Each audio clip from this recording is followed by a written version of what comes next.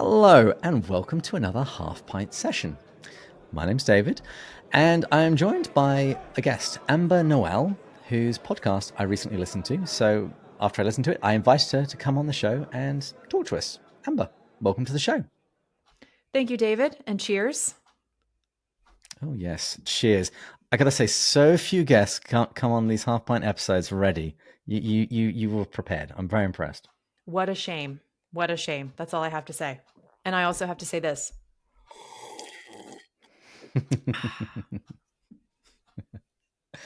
Well, would you mind introducing yourself to our viewers? Yeah.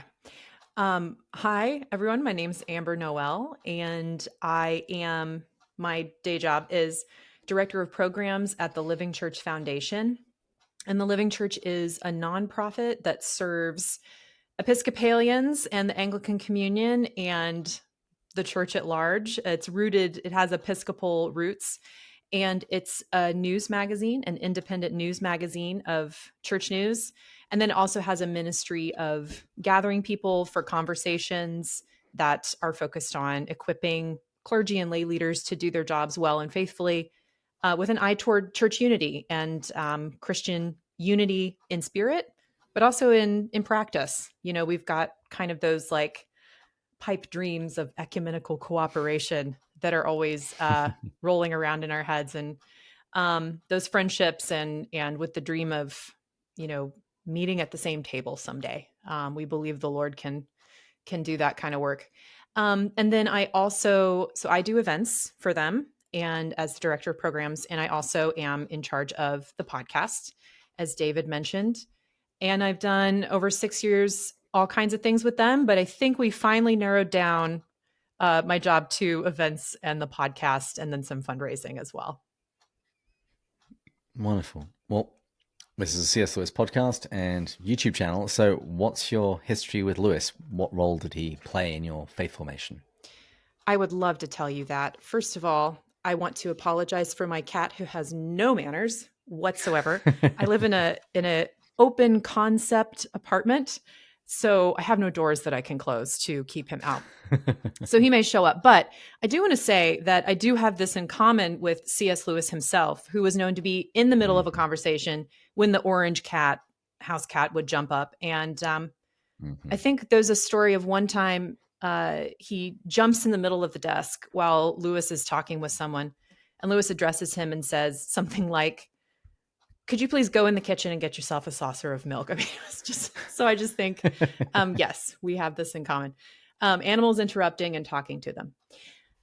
My first encounter with Lewis, David, was not until graduate school. I remember picking up The Magician's Nephew at the perfectly wrong time of life, high school. You're too old to appreciate the fairy tale quality, but you're not old enough yet to appreciate the fairy tale quality. And so I thought, what is this children's story? Everyone says it's a Christian thing. I don't know. It's kind of boring. I'm going to watch Star Wars again. But then I decided to go to seminary, a divinity school at Duke. And we got our reading lists for the first semester. And I decided to take a course with a Catholic theologian named Reinhard Hutter. So every class with him is also a class in Thomas Aquinas. Whatever it says on the syllabus, it's a class in Thomas Aquinas. I did not know it at the time. And I thought, well, this sounds great. I love literature. I love blending theology and literature and culture.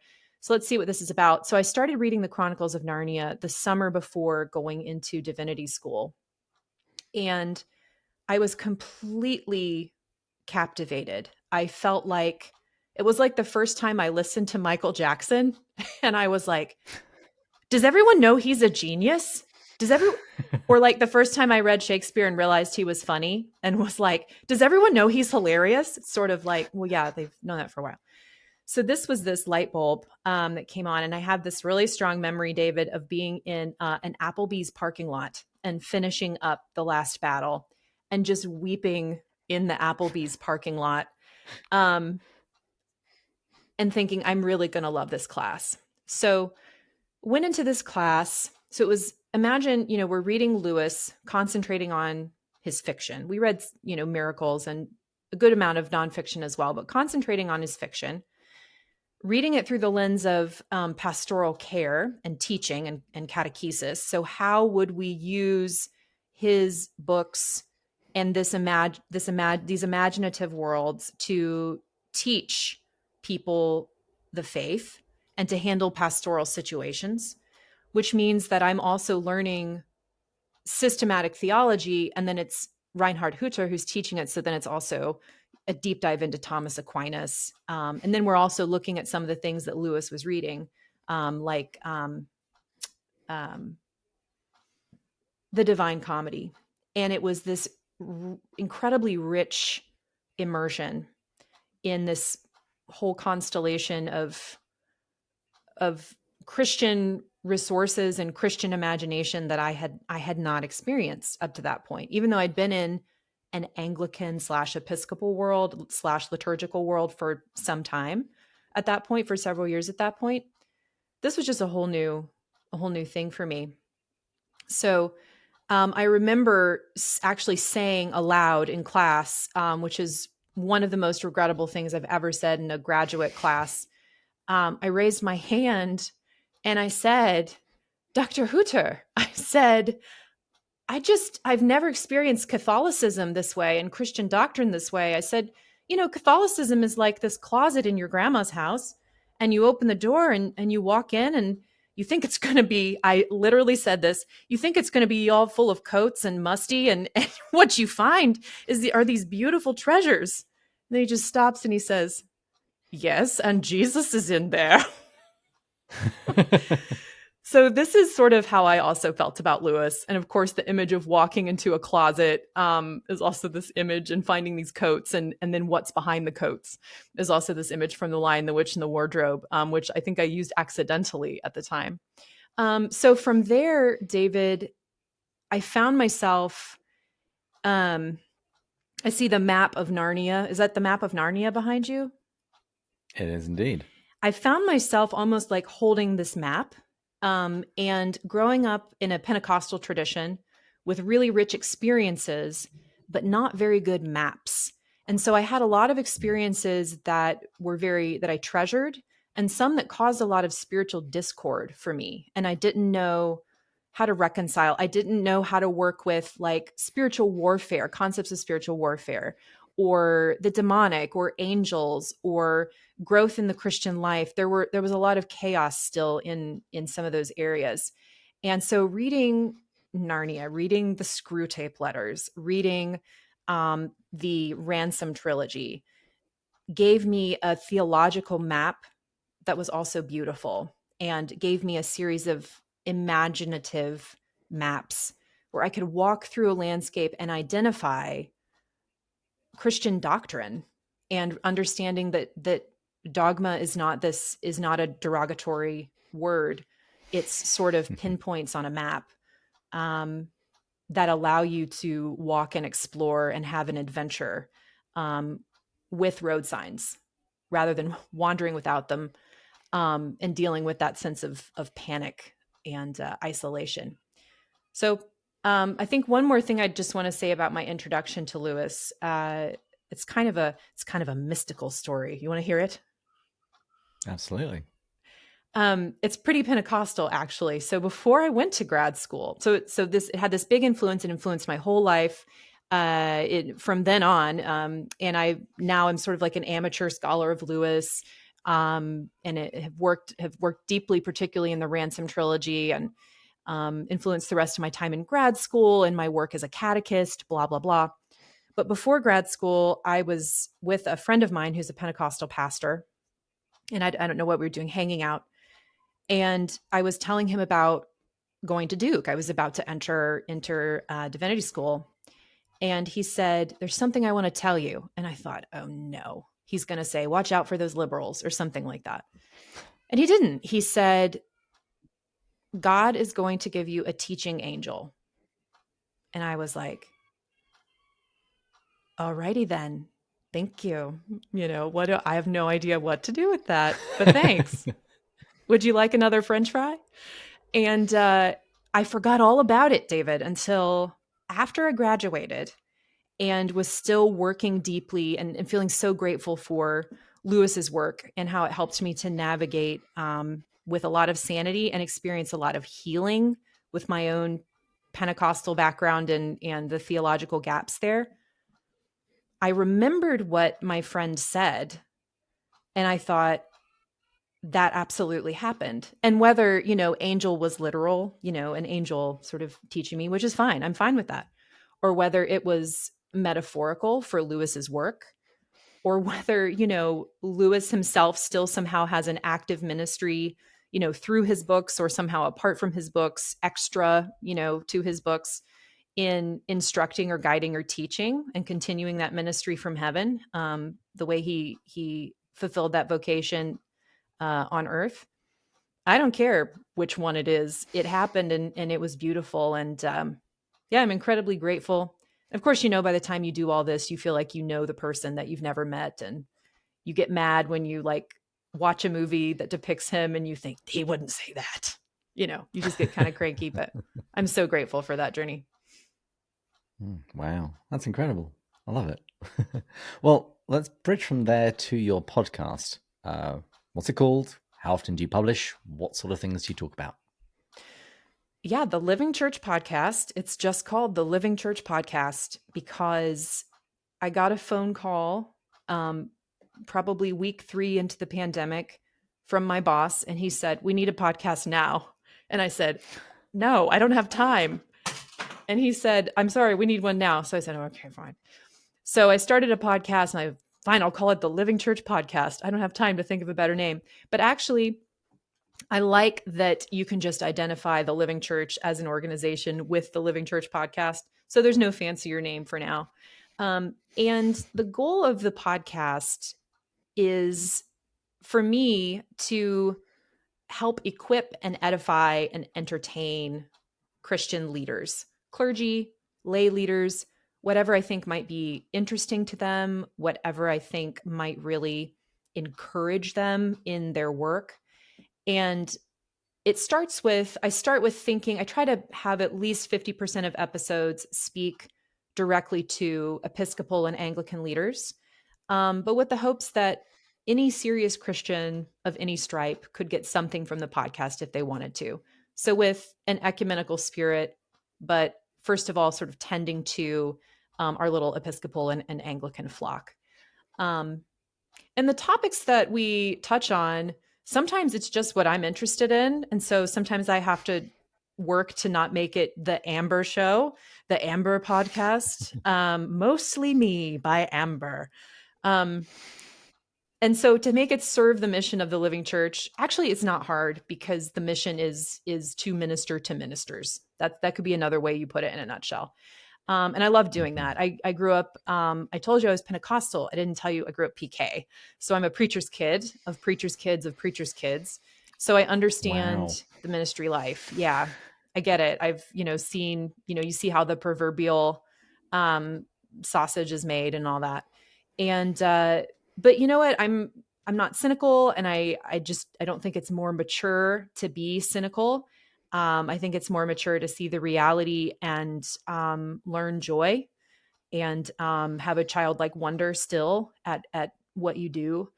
And so I also, I like being funny. I enjoy making jokes, cracking jokes on the podcast, making my guests laugh, and just infusing a lightness into sometimes some difficult topics. So what topics do we look at? The last episode, while you and I are recording this, the last episode that we did, it was one called Jesus Through Medieval Eyes with an author named Grace Hammond, who wrote a book asking, what was Jesus like for medieval people? How did they think of him? And she discovered that they thought of him in ways that we today might even be squeamish about. I mean, Jesus's mother was a central image for them. Jesus as a lover. And I don't mean boxes of chocolates. I mean like all the lover stuff in great detail was very important to them in understanding their devotional life and the life of the church. And walking through that with her was great. So I get a lot of books and read them and then reach out to the author, and then we'll connect and have a conversation about that. And I don't really do news currently. I leave that to the editors. I do a lot of the fun stuff. That's what I do on the podcast. And just one more note is I like to also do topics that are of practical concern to pastors, like how do you organize your emails? Bring a couple people on who are good at. David is clapping. Yes. Oh, you can all see that. It's a video.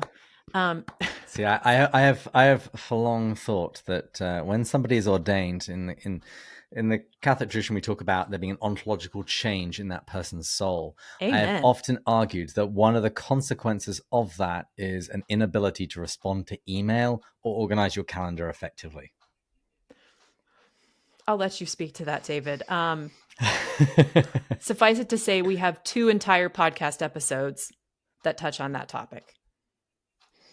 So Anglicans are Catholic enough and have a similar theological understanding of the ontology of the priesthood that we've also, I think, inherited some of that problem. So that also comforts me to know that we haven't completely thrown any babies out with bathwater. So good. Oh. The bathwater or the baptismal font? Oh, yeah, absolutely. Thank you for adding that. When you asked about... And by the way, Amber... Yeah. By the way, Grace, she's actually going to be on the show. I've actually already recorded with her. She's going to be on the audio podcast around the time that this comes out because she was introducing us to Lady Julian of Norwich, because each season we're starting to do Jack's Bookshelf, where we look at authors and people who influenced Lewis. And so we just do a little dive into that person so we can understand Lewis better. Yes, and she was I love right. that. I'm so glad you're having Grace Hammond on the show. You can do a little cross promo action. But just little side note, one of my most favorite book adventures that I ever had is when I decided, let me begin with a disclaimer that unlike many of your guests, I have written an adaptation of one of Lewis's science fiction novels for the stage. It is 100% not approved by the C.S. Lewis estate. It is, I read it for fun with my friends in, someone's living room. So it's not in any kind of stage of publication or performance at all. This is, for now, a fun project, a pet project.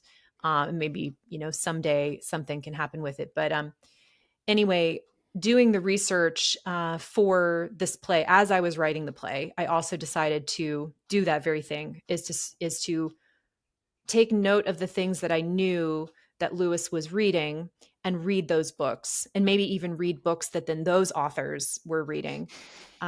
So reading the Divine Comedy, reading the novels of Charles Williams. I read a little Dorothy Sayers, although Lewis loved the woman, was not a huge fan of her novels. But I discovered Lord Peter Wimsey in the process, and that wasn't so bad. Anyway, got Lord Peter on speed dial. Anyway, so reading these things and he wrote The Allegory of Love. Reading some medieval poetry, reading Julian of Norwich, The Revelations of Divine Love, and reading some of the devotional literature that he read and was interested in was really, really nourishing. And I've used this word before, but immersive. It was really immersive and such a lovely year spent doing that project. But David, I haven't finished answering your question about what episodes of the podcast actually involve Lewis in some way. And the episode, we aired one episode that was on C.S. Lewis. I really have to control my nerd impulses to make many, many, many, many episodes have to do with C.S. Lewis. So I think I've just done one so far that really focused on him. And I was curious how he interacted, if at all, with Eastern Orthodox friends or practice or theology, because the theme of theosis, you see it thematically all through his work. Sanctification, union with the divine. What does it mean to draw close to Aslan, to be one of his friends, to be one of his servants?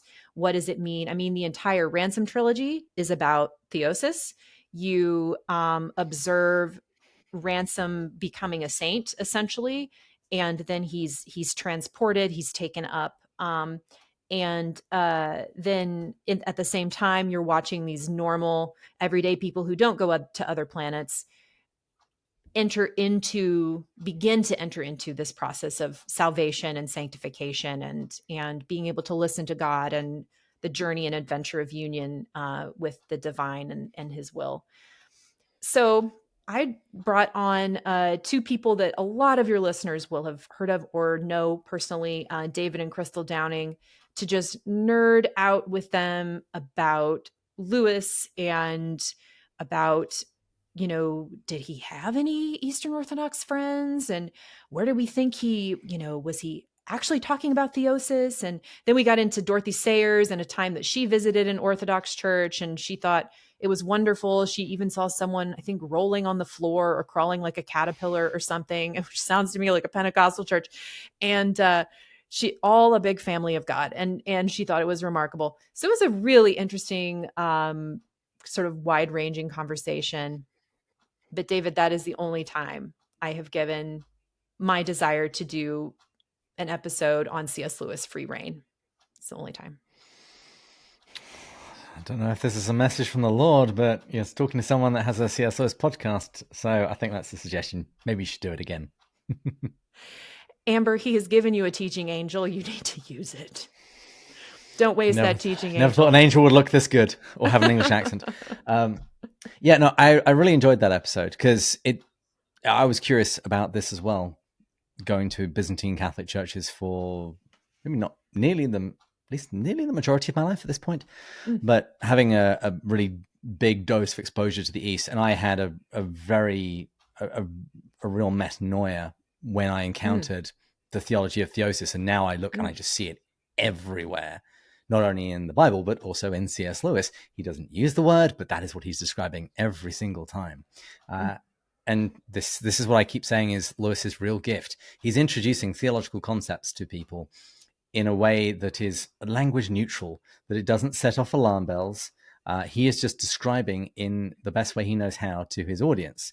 And so he's introducing to people that may otherwise never crack open an Eastern Orthodox book or a systematic theology book or read much of the early church fathers who speak about this often. He's still introducing them to the concept and the idea behind something that has so shaped the church's history, theological understanding of pretty much everything. Yes. And isn't it amazing how we've missed something so foundational? I mean, growing up as a Protestant, obviously I never heard the word theosis. I heard the word sanctification a lot. And fortunately, in the Pentecostal tradition, there is a deep, deep, deep emphasis on holiness and on tangible.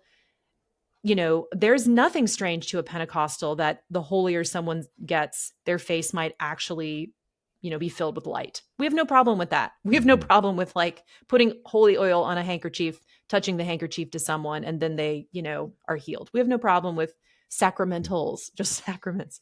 I don't have a problem with sacraments personally. We're getting there.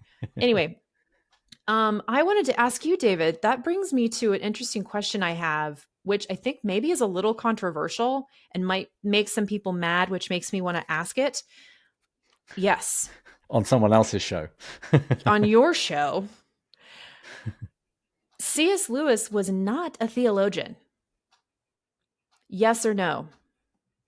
Well, in true Lewisian fashion, I have to say, define and describe. What do you mean by theologian?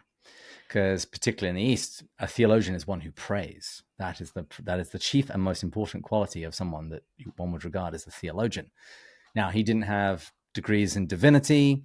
He hadn't gone to school for, Koine Greek and exegesis and all of these other things.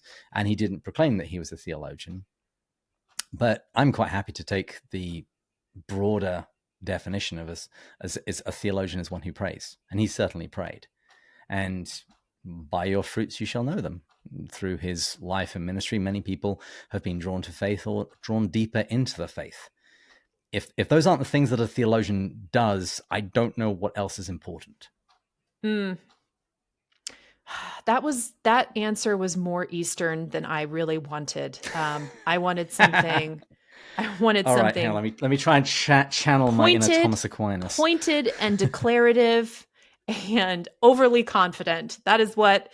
So I love that. I actually love that response, and I've not thought about it that way, because you're right. That is the Eastern definition of a theologian. And yes, I've met some theologians who pray, and I've met some theologians that I don't know for sure that they don't, but sure didn't feel like it, to me anyway. But I think that what I have been referring to, and we're going to end up agreeing here, David, is the way that people refer to him as a theologian, as if he were someone who were formally trained, like Karl Barth Alistair was McGrath. Mm-hmm. a theologian. Yeah, Alistair McGrath, a theologian. These are people who knew that they had a vocation to write theology, and to teach the faith in that particular way. And so there's something that, and my hackles raise a little bit when I hear people say the theologian C.S. Lewis, just because of the thought that I'm not sure he would have, I think he might have shrunk from that designation just out of humility. But what my encounter with him is just as such a great teacher, and someone who has an original mind working with unoriginal material. Do you see what I mean? He's taking things he did. He's not coming up with the new theological tome or the new theological road. He's taking us down all the old roads. He's sort of like a tour guide. He's not building the city from the dependable blueprint, building us a new city, but he's sort of taking us through the old cities and saying, if you look to your left, you'll see beautiful example of purgatory. And if you look to your right, you'll see the beatific vision. And so I see him as a catechist and not so much as a theologian, but thought I would spark some wild controversy. I've never been able to get an Orthodox person into an argument. It drives me crazy, David. It's all mystery. My priest in Seattle, he said we just reach a certain point where we just see the mystery and waft some incense towards it. Your comment about people referring to him as a theologian, it kind of reminds me of what Lewis writes in the preface to Mere Christianity about the term Christian, when it actually, for some people, ceases to mean a person who believes in the doctrines of Christianity and tries to adhere to the life of Christ, and it's just simply used as a term of approval. And so I'm sure some people just use it as a term of approval in terms of, as the, rather than saying theologian, as the really important writer who has meant a lot to me in my faith said, that's what that term, I'm sure for many people, has become. But I would describe Lewis as a translator. In his essay Transposition, he goes into this in a good bit of detail. And also when he was addressing a bunch of seminarians, he suggested that the final exam for any seminary should be to take some piece of theology and translate it for the common man. And if you can't do that, you shouldn't get ordained.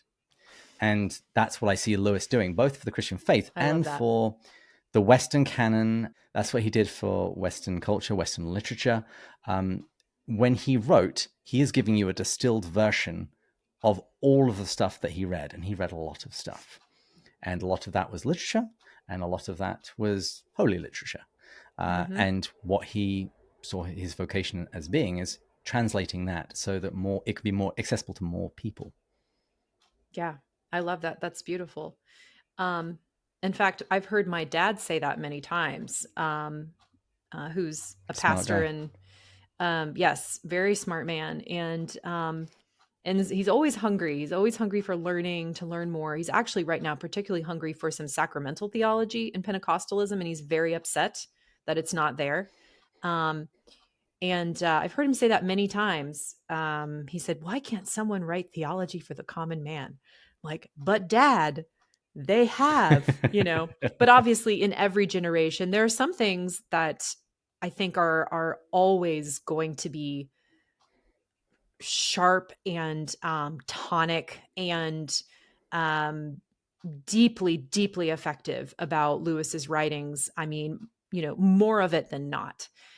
There are some things that are starting to feel, as times have changed, culture has changed, a little creaky, like it needs a little oil of translation itself, some of the bits. Mhm. So that just happens over time to people's work. So yeah, in every generation you need a new person, a new voice. Who's our Lewis now, Dave? I had you ever asked yourself that question? Like who is Lewis? Like, do we have someone who's 27 Call or me a 35 or fanboy. something and just that kind of imaginative fireball? Call me a fanboy. I just don't think it's possible these days. Ah, Lewis's education was unique yeah. for today in comparison to today. Nobody else is going to be reading all of the things that he read, let alone all of the things that he read for fun. You just don't have people formed that way. Uh, one name I've heard bandied around a lot is the late Timothy Keller. Ah, Insofar as he had a similar winsome manner and a similar use of analogy that mm, Lewis had when he was explaining a concept. He would always retreat to a picture to help try and communicate what he was trying to explain. And I think there's a good deal of truth in that, but it's still just a small slice of Lewis. You're never going to get anyone quite like that again unless educational systems change dramatically. that's true. And unless the internet turns off. Well, yeah. But But then we your wouldn't have point this about, podcast. well, and I was going to explain the rationale and purpose of this podcast. It is to, in a sense, translate Lewis, because there are some things that are hard to understand. Some of them based purely from the era in which he was writing, Mm-hmm. the fact that he was Irish, an Irishman living in England, and a lot of his fans are in the United States. And so the purpose of this podcast is really to be an on-ramp to, guide people through his works and help them sort of get over the occasional speed bump that you may occasionally get. But Mm. he's still exceptionally clear in so many cases. So very often you just have to just read the quote and just sit back and let everyone else get the goodness out of it, and you just get to drink pints. Yes. I have a pint drinking idea for you Okay. for maybe we have this conversation, David. I don't know. If not, I do ask for royalties if there are any involved. Um Well, 30 we're a non-profit, so yes, you can have all of those royalties you like. I'll take 85% of the royalties of nothing. Fabulous. So I've often had this thought of, how funny in a way, and Lewis and his brother were both amused by this, and sometimes you sense maybe a little annoyed by this too because of the American manner and some of the brashness and presumption that goes along with it, like entering your home and treating it like a museum, without calling. But and treating you treating you like an artifact in that museum. But Americans love Lewis and have this love for him that took off in America the way that really he didn't take off in the same way and stay in the UK. It didn't have the same sort of sticking power and power behind it. And particularly American evangelicals, which is also something that Lewis and his brother noticed, is a lot of American evangelicals just loved him to death, loved his books, were always writing to them.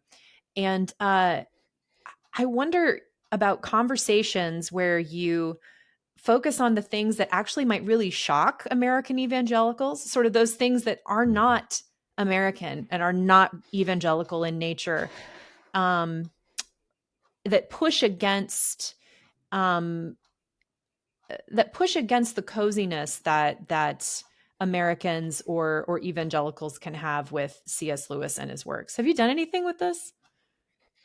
We did the opposite. Oh, you did? So we had an ecumenism month where I interviewed an Eastern Orthodox professor, an LDS missionary, a Baptist evangelist, a Presbyterian, and we spoke about the commonalities. One of the questions was what are the bits of Lewis that you're not quite so sure about? Mm. But to go whole hog into, right, let's move around all the denominations who love him and tell him why they probably shouldn't. I'm actually kind of tempted to do that now, because it's funny. There's often the conversation of what would happen to Lewis had he lived longer. Yes. Would he have moved into another denomination? Walter Hooper, his secretary, he became an Anglican vicar, ultimately converted to Catholicism. A good lot of his friends also did.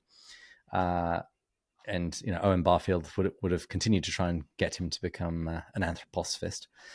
So what would have happened to him if he had lasted longer? I'm of the opinion that maybe Eastern Orthodoxy might have been an option. You alluded to the description earlier about attending an Eastern Orthodox liturgy. In Letters to Malcolm, he describes how great it was that people just basically didn't pay attention to their neighbor, and one person was rolling around on the ground like a worm. Oh, Nobody cared. Okay, yeah, that's it. But yeah, so contrary to a lot of my co-religionists, I'm not on the bandwagon that, oh no, he would have definitely become Catholic if he'd lived longer. So I often upset people and say, I think Eastern Orthodoxy would have happened before that, unless something else had dramatically changed. And so I do like the idea of having an episode where we just get to annoy everybody each in turn. So I might take you up on that. Yeah, or do it just some fantastical projections of what might he have written next also. I mean, one of the most really interesting and unexpected stages of my research into Lewis, his life, his work, was going into the Wade Center at Wheaton College. And I wanted to read some of the books that he had been reading later in his life. And I picked up, he was interested in environmentalism, not as an ism, but concerned about so a book that he read not long before he died. And he makes a lot of notes in the books that he reads with pencil, to the point of making topical indexes in the back of the book. Apples, babies, cats, with page number of where you can find it in that book that he's currently reading. And he writes to the authors. He makes little notes, cross-referencing other works in the margins, like really interesting marginalia. And he is reading this book about capitalism and the sins of capitalism, and just seeing the passages he was underlining and how he was interacting with this material. And in the end, he wrote something in the back flyleaf, something like "great" or "good book," or just a very brief praise of what he just read. And I thought to myself, if he had kept writing and he had kept living, could we have some resources, that Americans already find? We're already crazy about Lewis.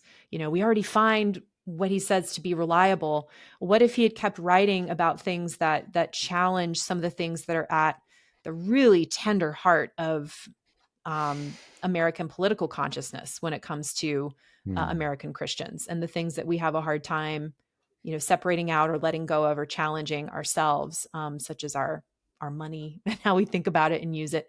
So yeah, he was doing stuff looking at the environment. You already see this in his fiction. You see it in Perelandra. You see it in Narnia. He shared this obviously with J.R.R. Tolkien, but also a book on capitalism. I was not shocked, but discomfited in a good way by discovering that. Yeah. No, I think that would have been interesting. I think he had a certain amount of self-censoring that was wise when he had an idea that I don't think this is going to go down well, and this would cause more division. This would cause more problems than it would solve. There's the missing chapter from Letters to Malcolm, where he has some of his teaching on scripture that certainly doesn't go down well with an awful lot of Christian denominations. And so it was decided that wasn't going to go in. So maybe he might have shied away, not wanting to create controversy for controversy's sake. But I agree. It's a fun daydream to think about what he might have written had he, not had shrapnel in his body and not smoked like a chimney. That smoking. But he sure enjoyed Yeah. it.